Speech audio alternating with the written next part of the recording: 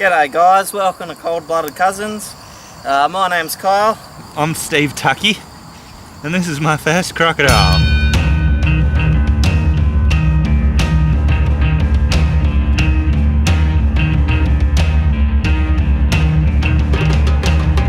I recently got a job up here at the croc park.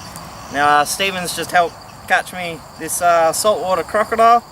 I'd say it's about 2 years old, nice and healthy, and it's alright, we can do the filming here because it's just out the back of our dam. So we basically own this crocodile, and this crocodile is real nice and healthy. And yeah, on this film we're going to be looking at a lot of snakes and a lot of reptiles, all sorts of animals. So it's going to be really good.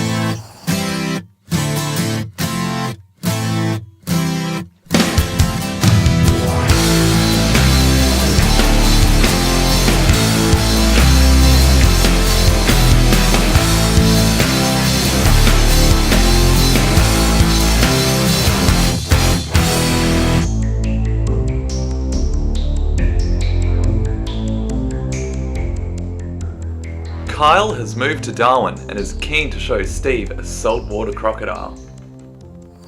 So this is the saltwater crocodile. Now they can get up to about, 6 meters, which is huge, and over 500 kilo. Some of them around here at the parks are, over 500 kilo. There's even been records of some to 800 kilo, which is massive. So this is basically a wild crocodile. It was found in our dam. It is one of the fattest crocodiles I've seen, which means it's a good sign of health. Check out the thickness of that tail. That shows how healthy crocodiles are.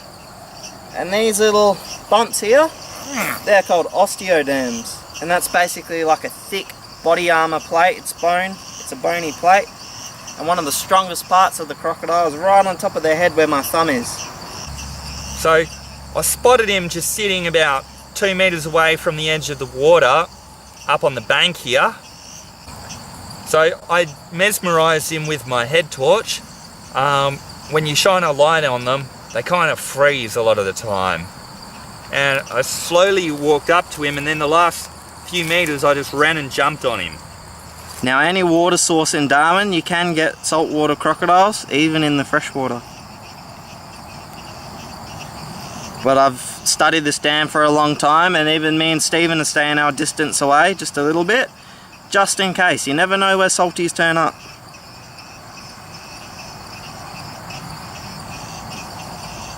Great healthy specimen, very healthy. He must be feeding on all the frogs and the fish that are in the dam. He would even eat snakes and birds. Stalk the birds. Check out that tail, nice and thick. I'm giving him a big crocodile hug. Look how long his tail is.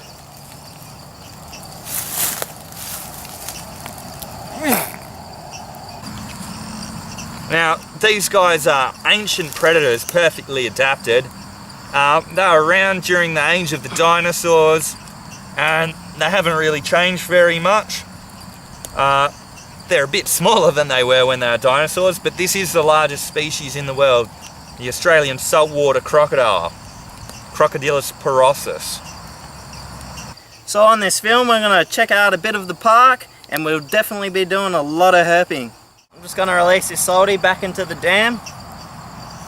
See you later, mate. Grow up to have a good life and hunt some fish. I'll see you soon, I'm sure. Well, I didn't expect that. Why don't you go in the water? Maybe splash the water. There we go. Hey. And you never know he's there.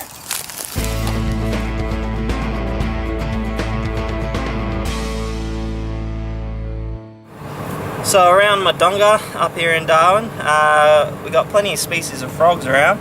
This is a Roth's tree frog, or the laughing tree frog. They call it that because when it croaks it sounds like someone's laughing at you. So there's plenty of insects around my lights in the donga, so yeah, you get lots of frogs coming around and geckos having a hunt. That's not the only type of frog around here. We've also found a desert tree frog. In some of the driest areas where there's hardly any water, you can find these guys. Real quick. But actually, yeah, they're found all the way up here into the territory. Real little frogs. and they can be found pretty far from water. Another type of tree frog.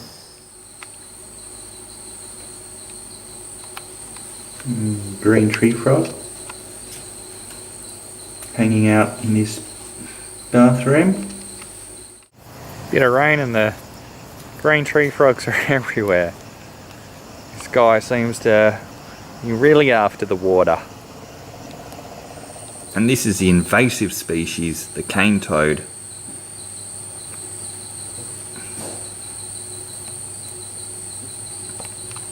Those poison sacs right there are the cause of all the problems.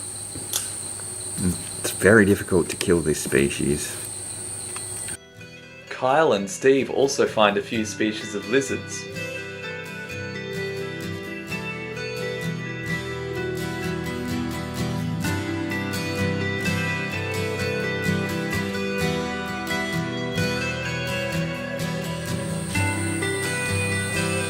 Big huntsman. Just having a look out the back in the territory, and there's this old tinny lying about, and there's a snake in it, water python. So this is my first water python. They're pretty common up the top end. Close relative of the olive python. They're a bit smaller, got a yellow underbelly. And yeah, as their name suggests, they just love water and live in it, or live next to it. These harmless pythons can grow up to 3 meters and are found all throughout northern Australia, Indonesia and Papua New Guinea. So Aboriginals called this guy and his close relative, the olive python, called it the rainbow serpent. And you can tell from that beautiful sheen that comes off their body, that beautiful iridescent sheen. This rainbow sheen comes from the scales, which are actually transparent keratin. The colour of a snake's skin actually comes from the pigment beneath the scales. When light shines on these transparent scales, the light diffracts into a rainbow, just like glass or the surface of a lake. These scales are so transparent that they actually cover the snake's eyes.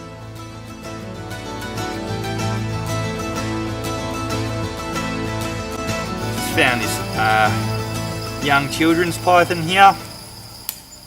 We're just looking around Darwin, seeing what herps we can find. It's a member of the Antarrhiza genus, and like all pythons, it's got heat sensing pits, or most pythons.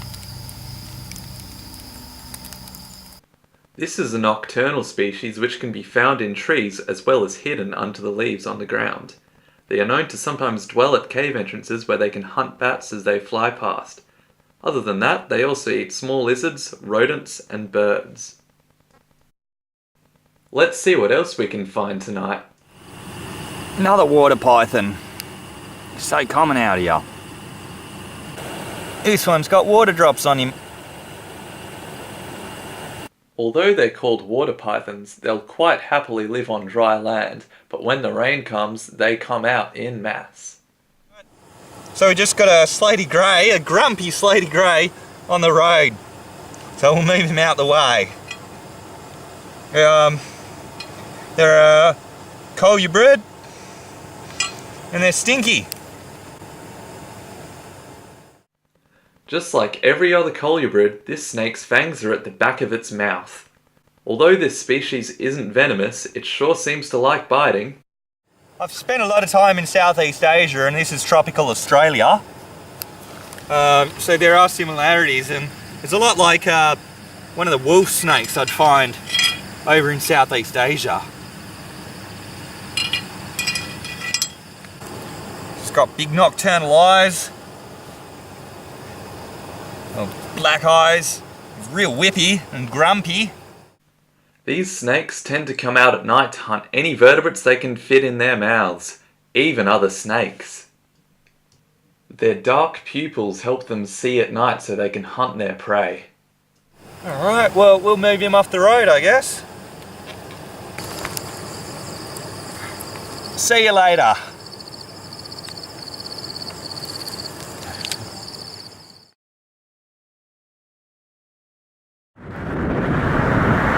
How's this? Is he okay?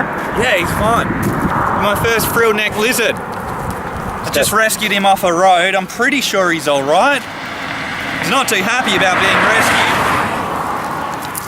rescued. All right, so just gonna give him a bit of a health check because he's behaving a bit unusually. I mean, he looks pretty defensive and pretty happy right now. But, well, pretty healthy. He's not too happy. But, yeah, so he was about to get squashed and he wasn't getting off the road. So I just want to check that he can still move all right and yeah, that he's going to be okay. That's my first frillnecked lizard up here in the top end. You'll notice his frill is actually shedding. See, he's got all this loose skin coming off. It's important to remember that in the Northern Territory, the wildlife rules say that you're not to handle wild animals. But in a situation where a beautiful animal like this is stuck on a highway, a busy highway, and can't get across, it's always all right to help him across. So we're just going to put him down now and we'll see that he's healthy, and then he'll probably just run off and go on his way up a tree. So I'm just going to put him up on this termite mound, check that he's all right, got a bit of movement. Hopefully he'll run away. So we'll just see how his health is, just in case he got clipped by a car. He seems all right, and I can't see any signs of physical trauma. Well, he seems all right.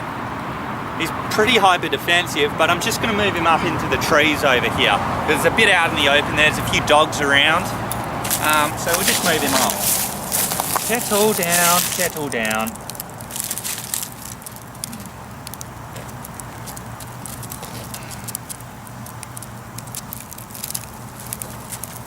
There we go. Cool.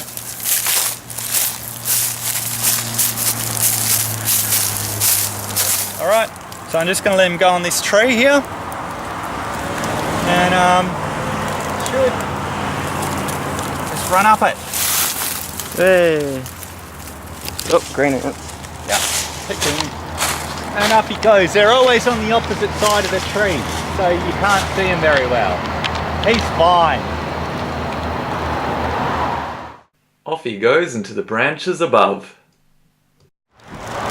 Let's go look for some snakes.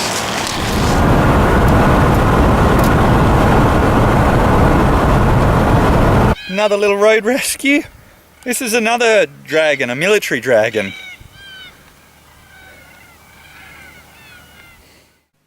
Like other small Australian dragons, this tiny lizard is hiding powerful muscles within its lightweight legs. These guys can go fast, alright.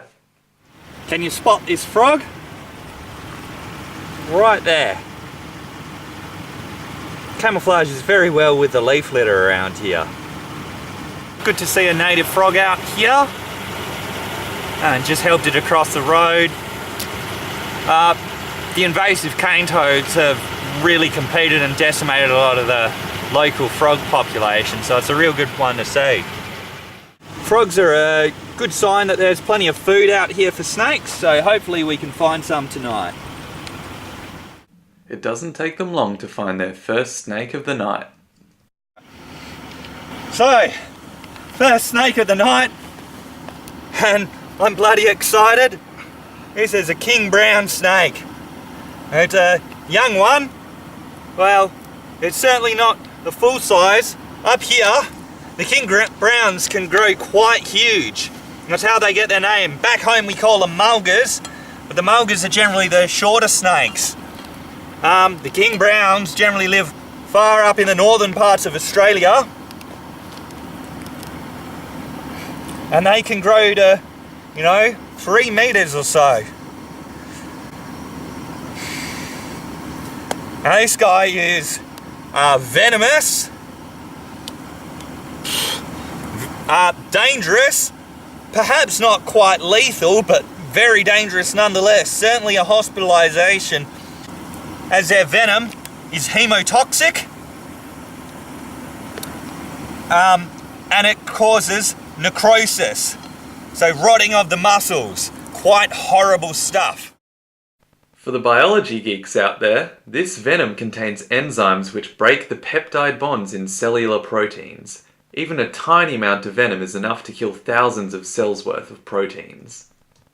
Most Australian elapids have much more potent venom, but the king brown compensates by injecting 10 times more venom than a tiger snake would. The venomous snakes up here, there are many species, but they're not that common. You more come across colubrids and pythons and harmless snakes. And we're pretty lucky to have found a king brown. I told you tonight was going to be a good night, Kyle.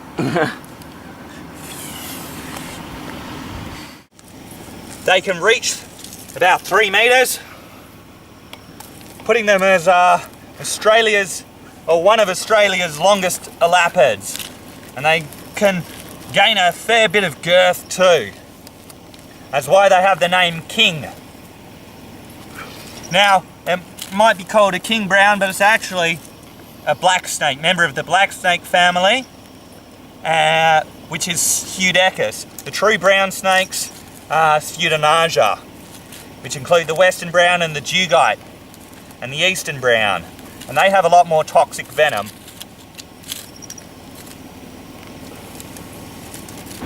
This is probably the snake I wanted to find most up in the top end. I love my elapid snakes. I absolutely love them. They're my favourite type of snakes. The Australian front-fanged, very venomous snakes. Time to find some more. Alright, so here we got something we're pretty used to. This is a Burton's legless lizard. Pretty cool colour. These guys are lizard specialists.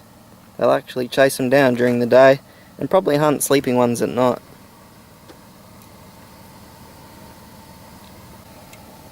Alright, I'll just move this female off the road. How's that underbelly? Back where we found her.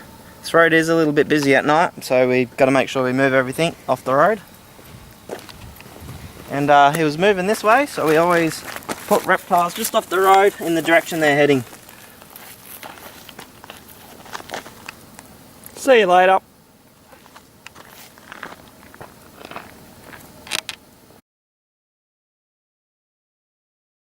Got another cold-blooded cousins cooking segment here. Carl's donger at the zoo. So, in amongst all the mank in the fridge,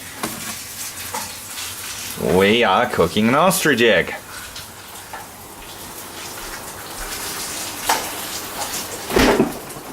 Not something you get every day.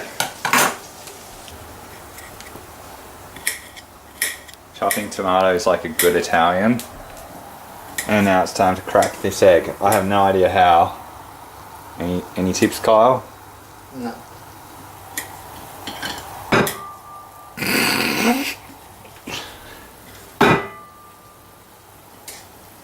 This is gonna end badly. I'm gonna end with no dinner. There we go. Just requires more force.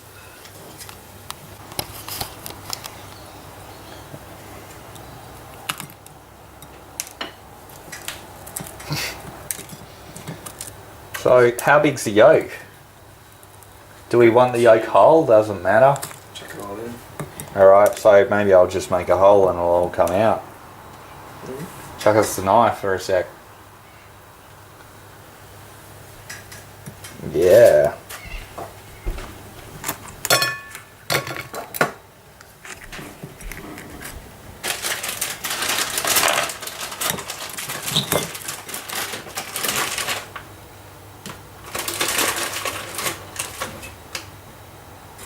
So that's not working. Alright, and so that's all egg white, and this is the yolk. Uh-oh. 2 bowls full.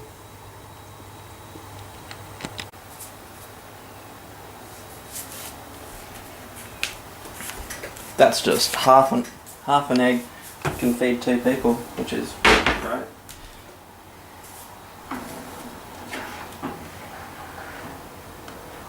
Got any garlic? No. And here's the result.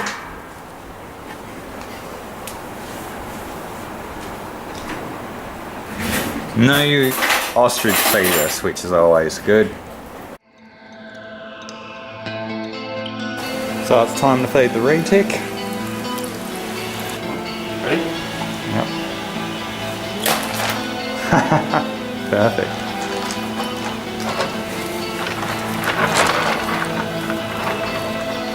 There you go. Let's have another look at this strike.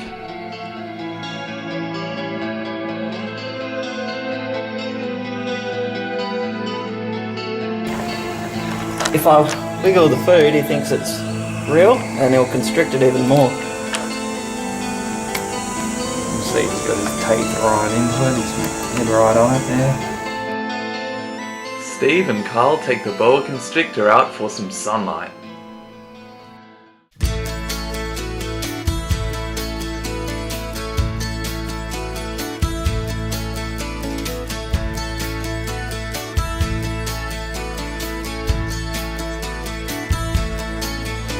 Don't offer me the light when I only know the darkness. That's where I want to hide.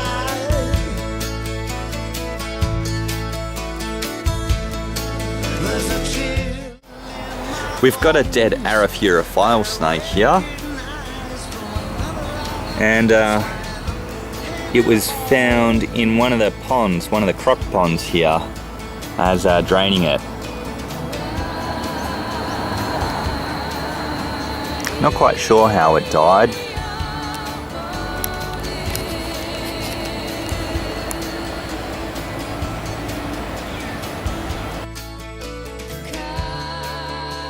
We have northern blue tongues. Biggest northern blue tongues you ever see. Getting some sunlight for them. Got an albino corn. And we've got another corn snake in here. This is Lucifer, the carpet python. Good one for bringing out for people to handle. Aren't you, Lucifer? By name, not by nature.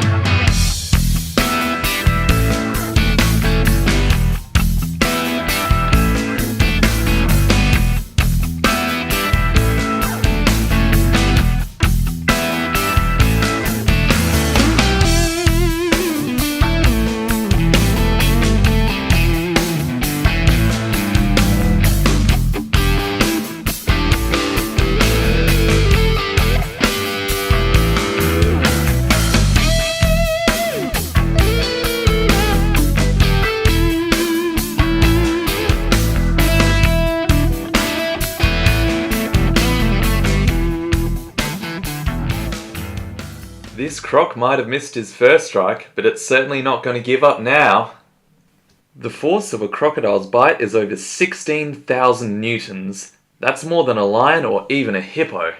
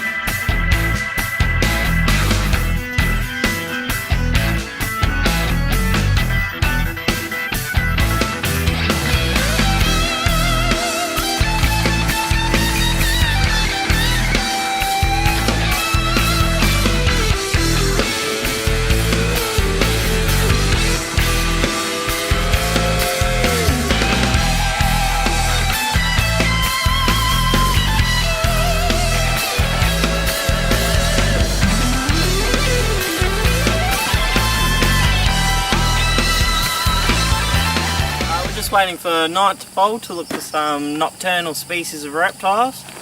So the weather's quite right. Now we've just got to wait for them to come out, and we'll be waiting.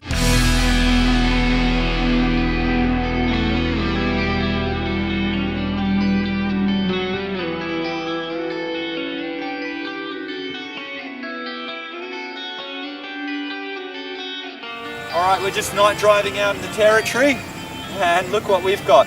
A little olive python. Just on the road here. Olive, yes. This is the first olive python we've seen up here since Kyle's moved up. So we're really excited. Now these guys are Australia's second largest snake. They're obviously a python, so non-venomous. And yeah, they can grow up to 4 meters at least. This is a lot greyer. We've seen them up in the Pilbara. This is a lot greyer than we've seen them. Alright, so we're just going to move this olive off the road. I'll put him in a tree because he seems to want to be climbing.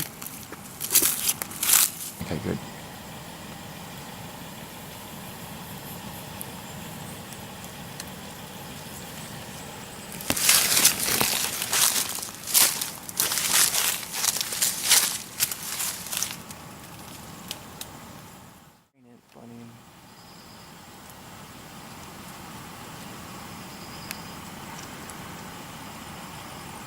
Oh, he's going on to a green ant nest.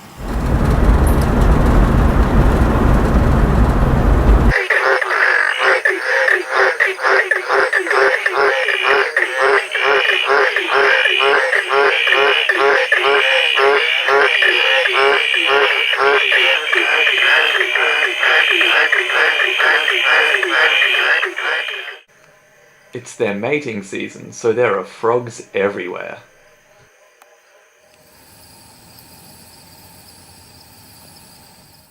Here's another slaty grey. They might seem vicious, but they're not actually venomous at all. They mimic the venomous snakes a fair bit. We were sure this was, you know, either a brown snake or a taipan when we saw it in the car. We just didn't know that slaty greys could get this big.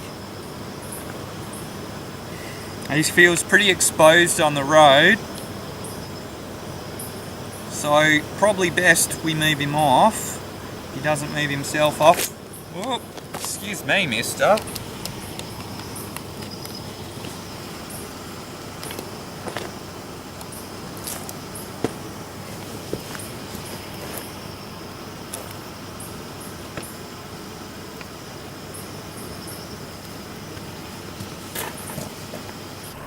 It's going fast. Yeah, it's the biggest one we've seen. That's not the only species out tonight. Got another keelback in here. We just saw 2. There he goes. The keelbacks are everywhere tonight. Well, this one's eating a frog. Yeah. Little frog. A dwarf tree frog, I think. Or maybe another species.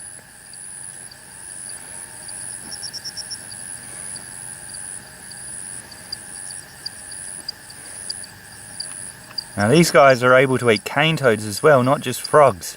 That's why they're really common with the introduced cane toad around. They got a lot to feed on, because not much will feed on the cane toad. In amongst all these keelbacks we found a children's python.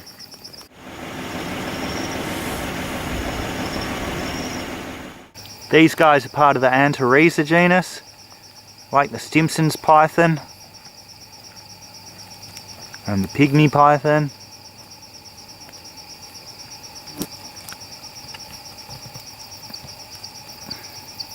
Antarrhiza childrenii. We're up here in Darwin, and we're just walking around some water, and I've spotted a huge olive python. It's pretty big. One of the biggest wild pythons I've found. Just look how long he is. His tail goes all the way to the end of that bush, so I'd say he's 3.5, almost 4 metres, which is a big snake. Olive pythons are around the 3rd largest python in Australia, and this guy is a good example of it. He's big. Big enough head on him. Last night in Darwin. Too big to get him all on the camera. What a whopper.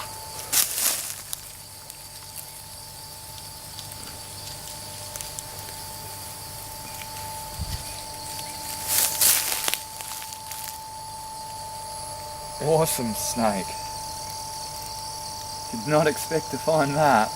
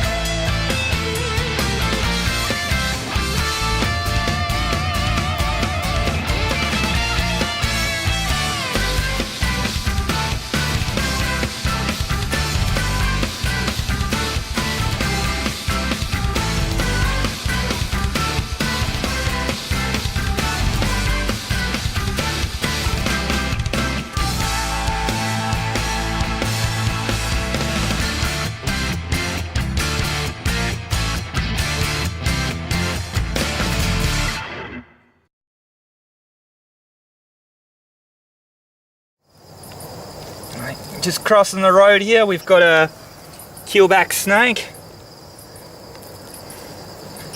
Common around water, real common up here in the territory.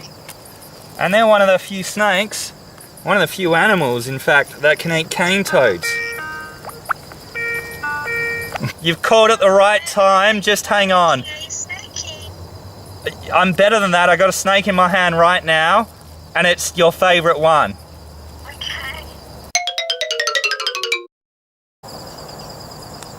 And I'll be pretty busy then.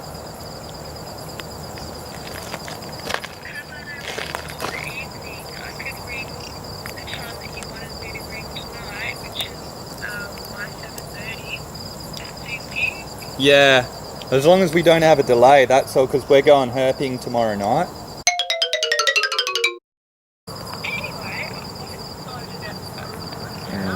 I'm just gonna let him go now. Cool.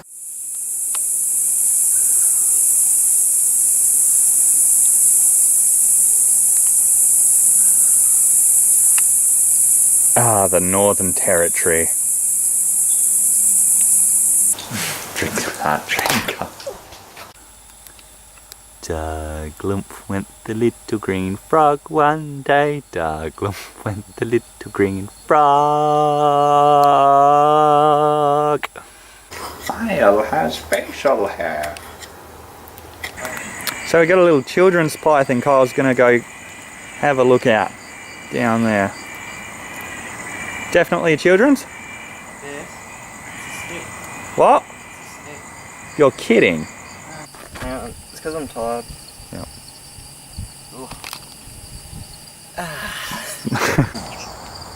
G'day everybody! Tell us about the banteng, Kyle. They're a cow from Indonesia, and that's about it. Top stuff.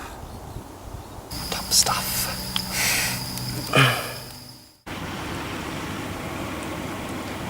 Top stuff.